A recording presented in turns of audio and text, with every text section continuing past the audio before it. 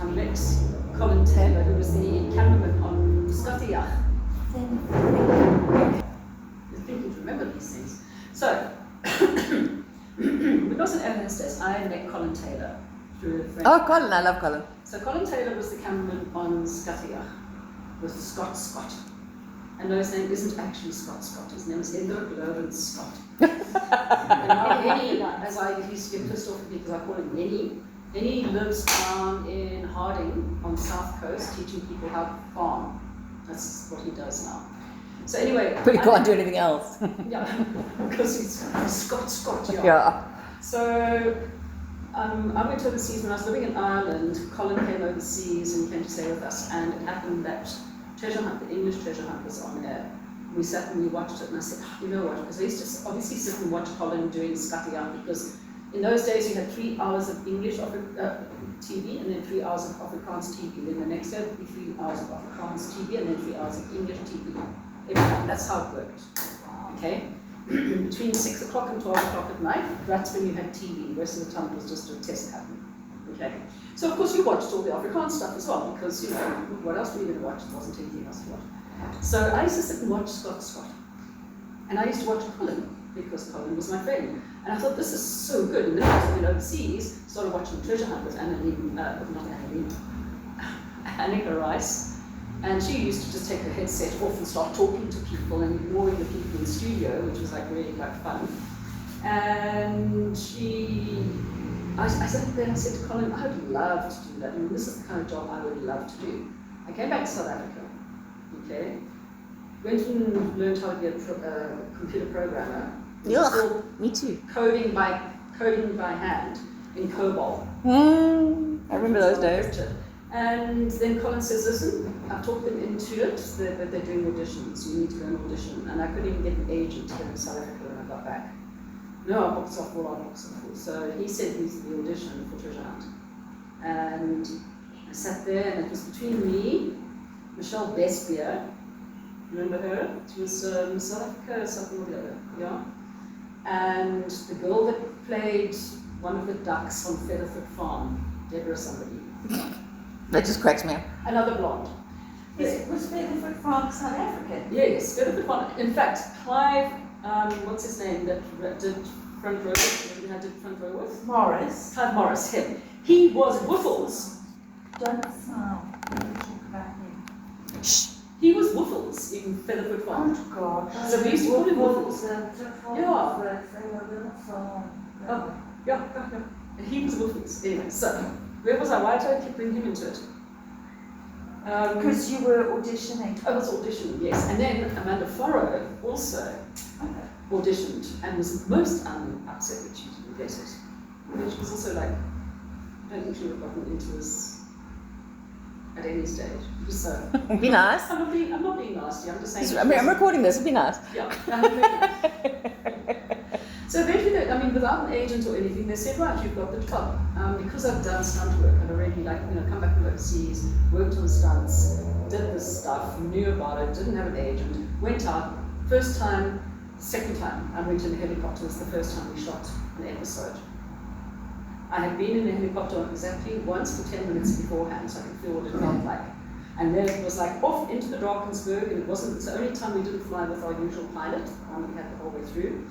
There was another guy, and when we came off that mountain, there was a couple of things that I found out about afterwards, which was like freaky. But the first thing, we come in to land on our very first shoot ever, okay? And this helicopter pilot comes in two shots and clips the trees as we're coming. Oh my God.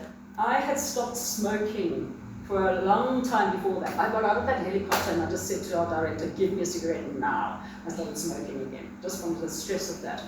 But what I found out is that because they'd go out the day before and they would practice just with the helicopter and the camera angles and things like that with the producer-director on scene playing me.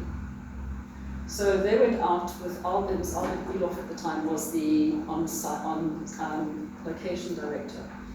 And you see, they showed me the thing afterwards, what had happened when they went and they were going to drop me on top of it. There's a big hole, a rock with a big hole in the Drakensberg. It's I don't know what it's called, but they were going to put me down on top of there. But they changed that when this happened, because They put him down. He's standing on the top of this rock, okay? It's got space, about this much space.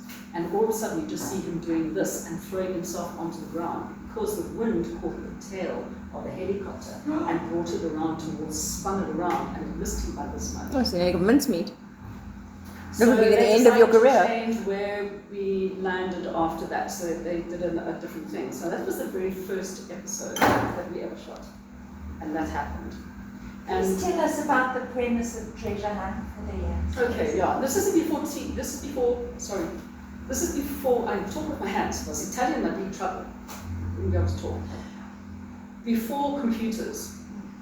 Okay, so essentially, there were people here in a studio in Johannesburg, and then we were somewhere in South Africa. And we would have this comms set up where I had to run around with this 12-kilogram backpack, an aerial, which then, and we're in a helicopter flying around. Above us, wherever we go, there would be a fixed-wing aircraft circling. Where he could see where we were, and that's why they had the thing that they did before, so the fixed-wing aircraft knew where we were going to be going. So he would be circling above us. There was a repeater in the aeroplane. So my signal used to get sent up to the aeroplane. The repeater would send the signal back down to the base station, which is where the director was sitting.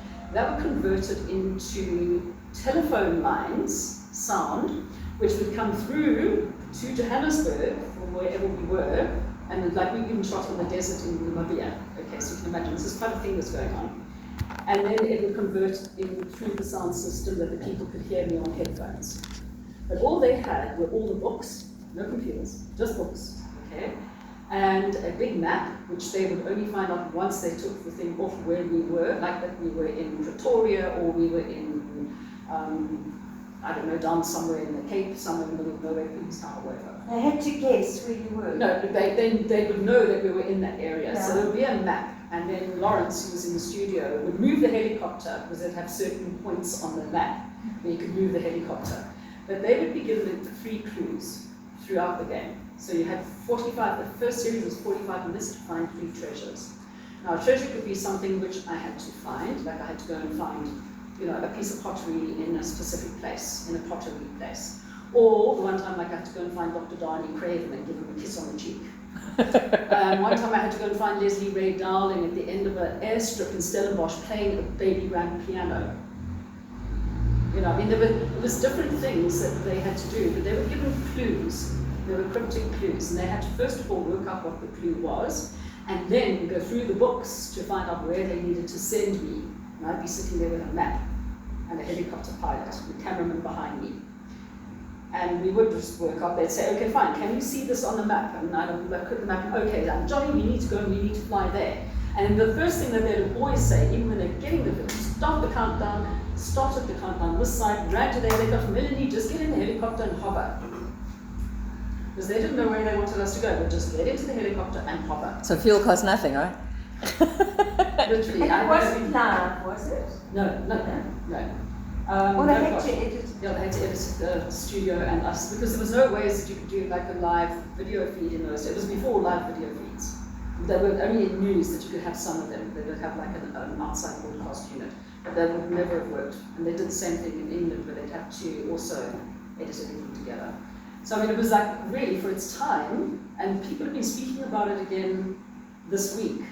Oh, yes? Because it came up in, from like a few years back, where somebody was saying, yeah, all you don't need the SAP, SAPS in this country, all you need is Melanie and Scott to go and find the Guptas and get the money back. And there's a picture of the 2 of us in our like treasure hunt outfits sitting in helicopters, you know. So that came, somebody posted that again this week. And so I saw that post. Even Ryan Tureen, who worked at Mnet, one of the directors at Mnet, saying, was this thing a complete setup? Because they couldn't see you. And I'm like, no, they couldn't see me, they could talk to me. So, I mean, literally, like, sometimes I went off and did completely the wrong thing. They would have like organized something, but I had to just go with whatever they told me to do, and off I'd go. And apparently, they're now looking at doing another series with Annika over in England now. So I've already spoken to Becky and said, Becky, if they get it going in England, we need to get it going back here again. but it would be very different now. Because obviously you would use, computers and you could look online, so how do you make it more difficult for people? Yeah. Just more obscure than at Yeah. least. Yeah. But it was lovely doing it. It was just one of those things where I got paid to have like the best job in the world. And the only time I hurt myself is I dislocated this thumb, where it got stuck inside the steering wheel of a V8 that I was racing around the track, trying to beat the helicopter around the track, because I practiced, I race cars, so I knew how to drive. But I practiced in a V8, and they put me in a V12, and I put my foot down on the gas too quickly, and my thumb got stuck, and I went straight off the track, and my thumb got caught in the steering wheel. Had to just quickly wind it up, went back, carried on doing the show. The professional, always the professional. Sitting there, you can actually see me with my hand completely wrapped in bandages while I'm continuing the show. So. But on the whole, there's I think the only scary moments I had was trying to get out of the helicopter onto, it wasn't getting out of the helicopter onto a rock, it was trying to get back. So they did the best thing, they said, right, stop the countdown. Because I'm sitting on top of this rock, which is maybe about the space of this, but it's 100 feet up. And I'm just sitting on there, and I've got my fingernails dug into the rock. And I'm saying, guys, I think you're going to have to send out a rescue, because I'm not moving. Go away, get the helicopter away from me. So what they did is they just started, they said, right, let's go for it. I'm counting in from 5, 4, 3, and then the helicopter came in and I just leapt into it. You leapt off the rock into the helicopter? I went headfirst straight into that helicopter. Where was it? In, not Maltino, down Eastern Cape. Animals, somewhere around I'm there. trying to get hold of that episode and have a look. I wonder if they're on YouTube. Oh, that was scary. The other one was and Scott did it, so of course they had to do it with me, was up at God's window, where they got the pinnacle. It's a 1,000-foot drop. It's at the escarpment. You know where God's window, you got Linden River Canyon, it's a 1,000-foot drop. And there's this one piece of rock which sticks out. I had to, no chains, they didn't do things like safety, okay? Just these hands holding onto the skids of the helicopter, like this. I'm under. There's the helicopter, here's me holding onto the skids. Going from here across that 1,000-foot drop to get put on top of a rock to go and get the treasure. Melanie, I think you're mad. No, I was mad. Hey?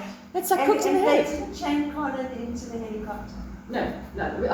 But it's so funny because we went He to the says sea. you can't do But it. when I went to, you can go do helicopter rides at Gold Reef City. Okay? And at Gold Reef City, I get into the helicopter and I'm like, this is so weird, having a door on. And the pilot looks at me and suddenly goes, oh my God, it's you. Yeah, I didn't, for me, putting on a safety belt and having a door was very unusual to have that in a helicopter. And I'm like, So it's kind of like we see in the war movies with the soldiers hanging out. Yeah. Yeah, No, that's exactly how we were. So when we were over in America, visiting a friend, and he was a cameraman, and I ended up being in the video for a band called Slaughter, who were the third biggest selling kind of like heavy metal band at the time. And they had Shannon Doherty, who I think just recently died. Hey, yeah. Oh, She did was in she? Beverly Hills 90210. She was the main girl in there. And they've got this jib where was the TV executives. I'm the TV executive sitting on this jib, which they're bringing up in the background while they're shooting this music video. And they're like, no, but you have to put a safety belt on. And I'm like, do what? I said, we're going up like just this high. You have to put a safety belt on. I'm like, okay, you guys don't know what I do for a living. The Americans were absolutely horrified when they found out what we would do. And in fact, I don't know if they'd let Annie do that in England these days with health and safety. No, but now that have clamped down completely. Yeah. But I mean, it's crazy because I never felt in any way or form except if I had to get out of the helicopter onto something high. That was a problem for me because I'm really scared of heights. But I was fine if I was holding Hanging onto a helicopter going over 1,000 foot. Yeah, I'm just scared of heights. That was a different thing. The only reason I knew that we would be doing something that I would be hanging like that is because they took us, and it was winter. They took the helicopter up and they made me hang on like this over a pool. Okay? And he flew that helicopter around with me hanging underneath it. Hanging backwards and forwards and backwards and forwards. And I thought, I'm not letting go because I don't want to get cold because that water's going to be cold. So I stayed on there for about 5 minutes. So I mean, they knew that I could do it without any problem. Were you training in a gym or This is anything? what I wanted to ask as well. I used to go to Super Bodies in Rosebank. I didn't. They also knew that because they used to call me the runner. The show, the runner is that sounds stupid. The runner is Melanie Walker. So I just said to them, if at any stage we can make it happen that I don't have to run anywhere, I'll do anything else, but don't make me run, because I hated running. Then always suddenly a tuk-tuk or a horse or something would magically appear, which I could then take over and carry on doing it. On the whole, I didn't want to run much at all. No, not with 12 kilos. It's like being in the army. Oh yeah, that thing was like, I did an army, whatchamacallit course. They'd gone and set up a thing at the army, you know, the obstacle course that they make the guys do. So they'd gone and set up something, apparently only found out afterwards, like Major Fiss's obstacle course. And they'd set up this little piss-willy one, okay? So I go running in, I find some soldiers. I say, this is in Uppington. And I'm like, I need to find Sergeant Major Fiss's, obstacle course. And they say, yeah, this is it. And I'm looking at this and thinking, you've got to be joking. It's the thing that all the actual army guys were doing. And I'm going, and I'm like, okay, well, this is what I've got to do. And swinging on monkey ropes and climbing upside down on long things, and I did this whole thing. And in my ear, I've got the director going, well, if you want to stop, you can just say stop the clock. I'm like, why would I stop before I finish the course? Okay, I only found out afterwards because it wasn't the one. The wrong course? It was a hard one. But it just, I mean, there were, like, everybody said, oh, but surely this was all, like, fixed, that you knew what you were doing beforehand. And I'm like, where would the fun have been for me? You know? This is South African, hardy. Yeah, we're more South Africans. So, I mean, treasure hunt seriously, and yes, this was the 1994 suit, which I'm very proud of still. How long did you do it for? We did 4 seasons from 88 to 94, and then it carried on. They kept it on SA International, whatever it was, SATV International. Was it a bit of a rawness?